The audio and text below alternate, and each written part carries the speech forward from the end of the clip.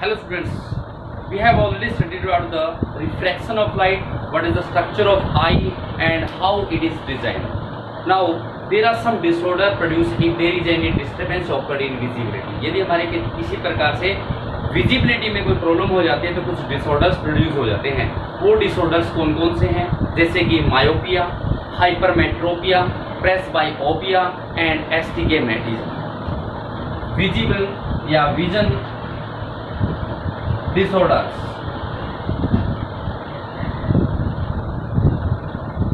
If there is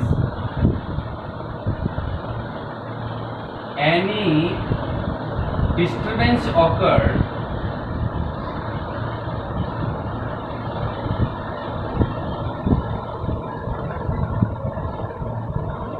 in visibility,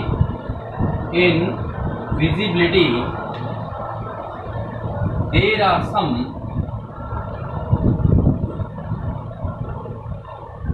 disorders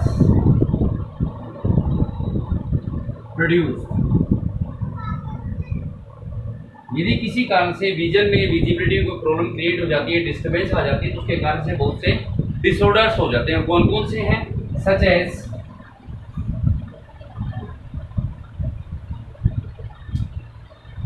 myopia,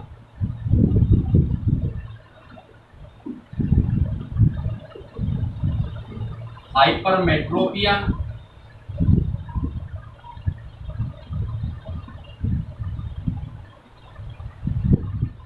प्रेसबाइओपिया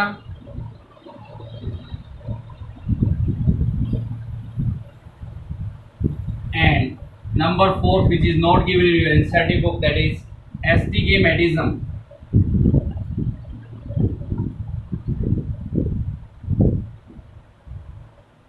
These are the disorders which produce if there is any disturbance in visibility. Firstly, we will discuss about the myopia. Myopia is also known as short-sightedness or near-sightedness. Short-sightedness, or it is also known as near-sightedness.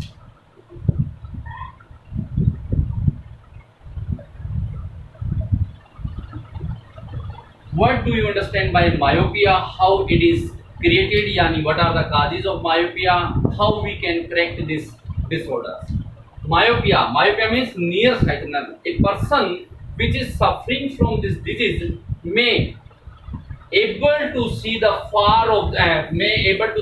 near object clearly, but he can't see far object distinctly. यानी इस प्रकार का रोग जिस व्यक्ति को हो जाए नियर साइडनेस का मतलब नियर का होना चाहिए, लेकिन उल्टा है। नियर साइडनेस मतलब नियर की तो साफ दिखाई देती है उसको, लेकिन फार डिस्टेंस की जो है उसको क्लियर दिखाई नहीं देती। इस प्रकार डिजीज को बोलते हैं मायोपिया और near sightedness. The disorder in which a person can see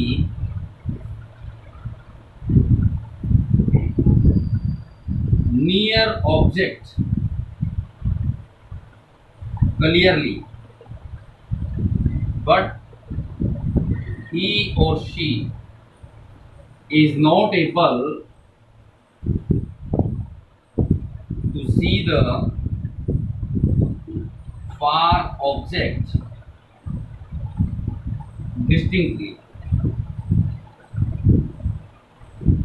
यानी इस डिसऑर्डर के अंदर जिस किसी व्यक्ति को ये मायोपिया हो जाता है तो वो मायोपिया से ग्रसित व्यक्ति जो होता है नियर ऑब्जेक्ट को तो क्लियरली देख सकता है, but he can't see the far object distinctly. Clearly का डिस्टिंक्टली का मतलब क्या है? साफ, उतनी सफाई से नहीं देख जितने कि वो क्लोज वाले ऑब्जेक्ट को देख सकता है। इस प्रकार के डिसऑर्डर को मायोपिया या शॉर्ट साइटनेस, नियर साइटनेस कहते हैं। होता किसके कारण से है? हमें पता है कि जितने भी इमेज बनते हैं आई की कौन सी लेयर पे बनते हैं? इनर मोस्ट लेयर, जिसको बोलते हैं रेटिना के ऊपर। यदि इमेज रेटिना के ऊपर बनते हैं तो हमें ऑब्जेक्ट क्लियरली दिखाई देता है, या तो रेटिना से पहले बन जाए या रेटिना के बाद बने। इस प्रकार के ऑब्जेक्ट जो होते हैं, इस प्रकार के जो भी इमेज हो, हमें साफ दिखाई नहीं देती। तो इसमें क्या होता है, इसमें ऑब्जेक्ट जो होता है रेटिना से पहले बन जाता है। हमारे आई बाल का जो साइज पता है कि आई का जो नियरली आई है वो स्फेरिकल शेप है, जिसका डायमीटर कितना है 2.3 सेंटीमीटर है ना। आई बाल का साइज कई बार बाई चांस एक्सक्रीड हो जाए, इलोंगेट हो जाए, बढ़ जाए, जो स्पेरिकल पार्ट होता नहीं था उसका फोकस भी वही था, इमेज भी वही आके बन रहा था, लेकिन किसी कारणवश यदि आई बाल का साइज इलोंगेट हो जाए तो इमेज उसका क्या होगा, इन front of the retina, retina से पहले बन जाएगा। रेटिना से पहले बन जाएगा, जो इमेज सिर्फ रेटिना पे बनेंगे वो तो दिखाई देंगे, रेटिना के बाद बने या रेटिना से पहले बने वो इमेज दिखाई नहीं देते। तो इसका ये तो है इसका डेफिनेशन। व्हाट डू यू से मायोपिया। अब इसके आते हैं काजेज, इसके काज क्या है। इलोंगेशन ऑफ आई बाल, आई बाल का जो साइज है, इलोंगेशन साइज ऑफ आई बाल, ये भी से इलोंगेशन साइज ऑफ आई बाल, हमारे आंख के गोले का जो आकार है उसका आकार बढ़ जाता है। Excessive curvature of the lens,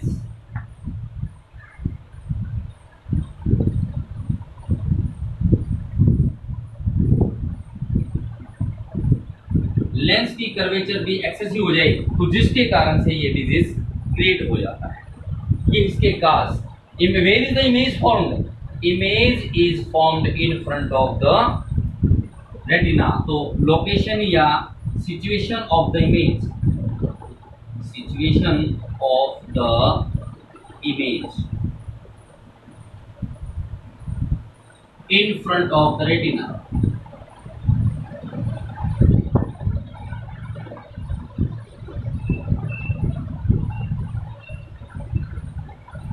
ठीक है। सपोज कीजिए ये आई बाल थी,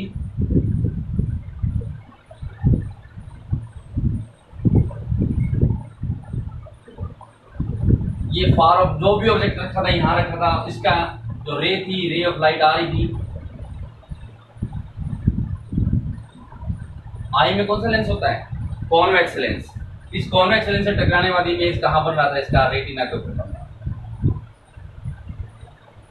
तो ये करेक्ट था क्योंकि इमेज रेटिना के ऊपर बनना था, लेकिन किसी कारणवश वो किसका कारण बताया कि एक तो इलोंगेशन साइज ऑफ आई बाल और दूसरा एक्सेसिव कर्वेचर ऑफ लेंस, इसके कारण से इमेज जो रेटिना के ऊपर बना था, रेटिना की बजाय वो image in front of the retina बन गया।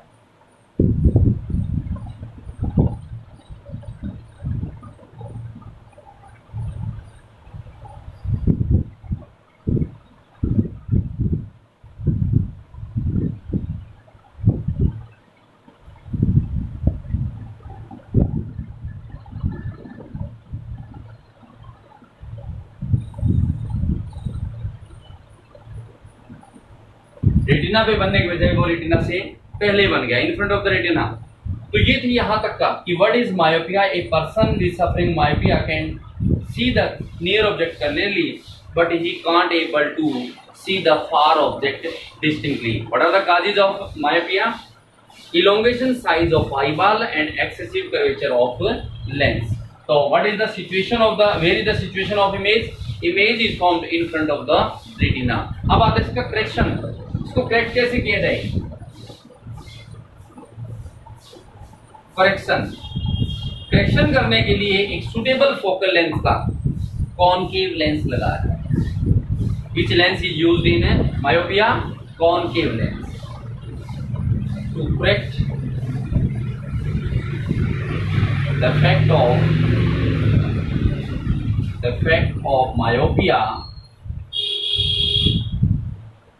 a suitable focal length, concave lens is used.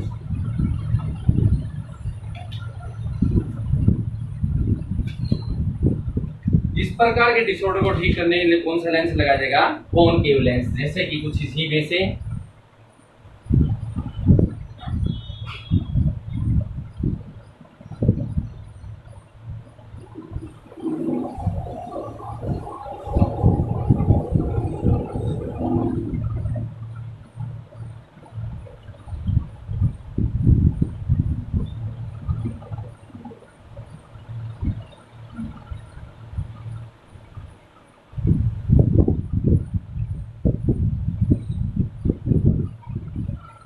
Image दोबारा आके रेटिना पे बनती है। This is the myopia, nearsightedness. What are the causes of nearsightedness? Where is the situation या location of the image, and how this disorder can be treated or corrected. Clear? And the second one is hypermetropia.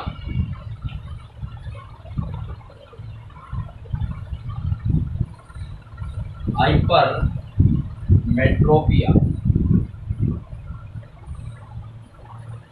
Hypermetropia is also known as long-sightedness.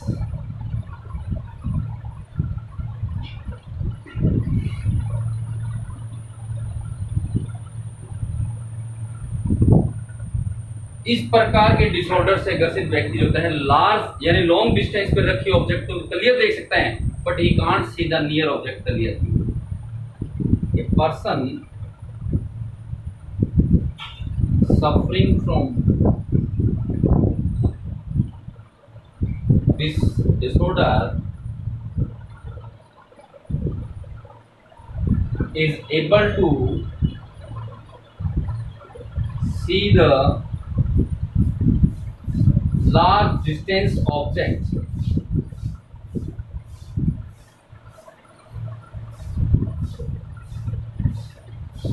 clearly, but he or she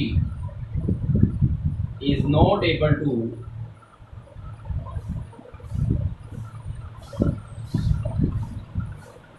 see the near object distinctly। यानी इस disorder से suffering व्यक्ति जो होता है large distance पे जो object है उसको तो साफ देख सकता है, लेकिन नियर बाई ऑब्जेक्ट को क्लियरली देख नहीं सकता। इस डिसऑर्डर को क्या बोलते हैं? हाइपरमेट्रोपिया और लॉन्ग साइटनेस। क्या होता है? इसका ऑपोजिट होता है। इसमें आई बाल का साइज क्या बता? इलोंगेट, तो उसमें आई बाल का साइज क्या हो जाएगा? और फोकल लेंथ होगी इंक्रीज हो जाएगी। तो इसके काजेज हैं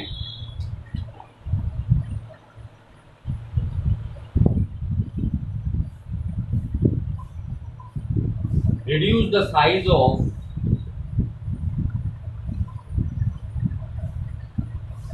eyeball, and number 2 increase the focal length।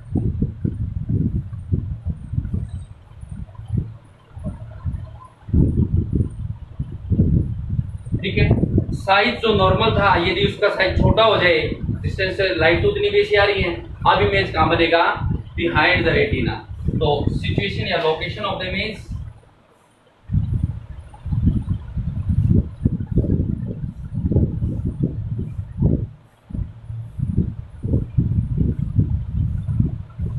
Behind the retina.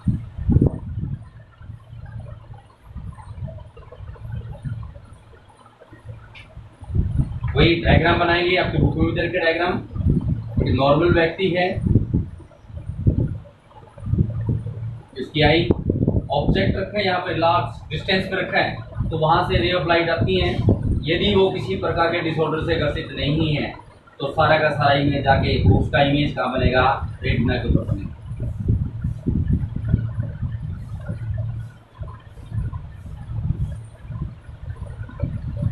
Clear?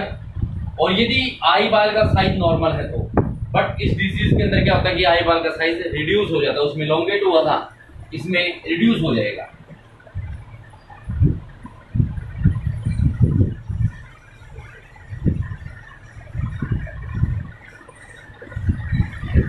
इसलिए जो रे ऑफ लाइट आई है रिफ्लेक्टिंग के पश्चात कहाँ मिलेंगी? Behind the retina. रेटिना से पहले बने या रेटिना के बाद बने वो इमेज दिखाई नहीं देते, जो सिर्फ रेटिना पे बनते हैं वो इमेज में दिखाई देते हैं। ये कंडीशन है कब? कि जब उसको हाइपरमेट्रोपिया हो जाए। तो इसको करेक्ट करने के लिए कौन सा लेंस लगाया जाता है? Convex lens. तो करेक्शन लेंस कौन सा उसका? Correction to correct this disorder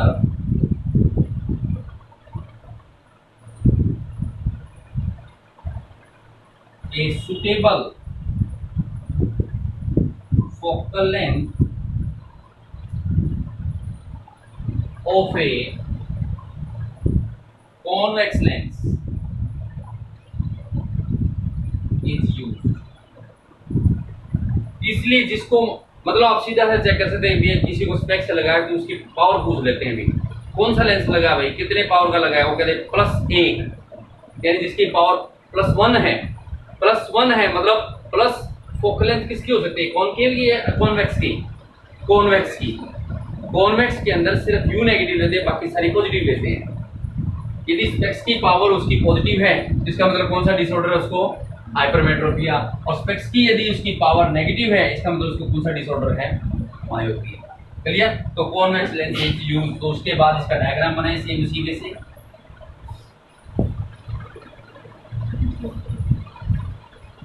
इसके आगे कॉन्वेक्स लेंस तो लगा ही देंगे, एक तो आंख में है ही है ऑलरेडी, एक इसके आगे और लगाएंगे क्योंकि स्पेक्स का लगाना हमें। तो रे ऑफ लाइट जो आएगी रिफ्लेक्शन के पश्चात कहाँ चली जाएंगी, ये सारी के सारी रेटिना पे आके उसका इमेज बना। तो define myopia and hypermetropia, what are the causes of both the disease, how we can correct this disease and where is the location and situation of the image। clear।